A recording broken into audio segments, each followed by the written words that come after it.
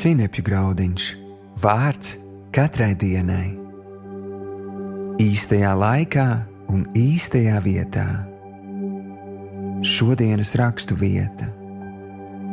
Un atkal es redzēju zem saules, ka ne ātrajam skriešanas sacīkstēs tika piešķirta uzvara, un ka ne pašam drošsirdīgākajam kapā piekrita uzvara, un ne gudrākajam peļņas darbā maize, nedz arī pašiem saprātīgākajiem bagātība, un arī ne uzskatu ziņā pašiem attīstītākajiem labvēlība, bet gan, ka viss tas ir atkarīgs no laika un apstākļiem.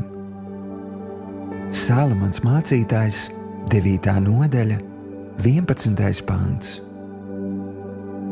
Šodienas pārdomas. Vai esi dzirdējis teicienu? Galvenais būt īstajā laikā un īstajā vietā? Šodienas rakstu vieta atklāja, ka šī patiesība bija zināma arī pirms 1000 gadu, kad dzīvoja Salamans. Draugs, Dievs tevi ļoti mīl un viņš ir uzticams. Viņš ir radījis debesis, zemi un arī tevi. Viņam ir pakļauts laiks un apstākļi. Viņam ir šie labvēlības brīži, kas nepelnīti labi spēj pārmainīt tavas dzīves gājumu. Tā ir viņa labvēlība, kas tevi pozicionē uzvarai un svētībai. Tieši viņa spēkā tu spēj paveikt varenas lietas. Kad uzturi sevī šādu attieksmi, tu burtiski atraisi Dieva rokas darboties tavā dzīvē. Tevi sāk pavadīt dievišķa labvēlība, gudrība un pārdabiski notikumi, ko Dievs ir sagatavojis tieši tev.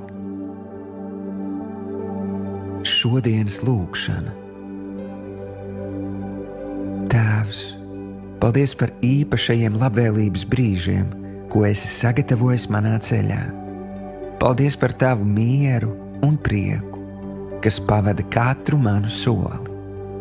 Es izvēlos saglabāt savas sirds fokusu uz tavu plānu, jo zinu, ka tas ir pilns ar labiem risinājumiem un neticamām iespējām. Jēzus vārdā. Āmen.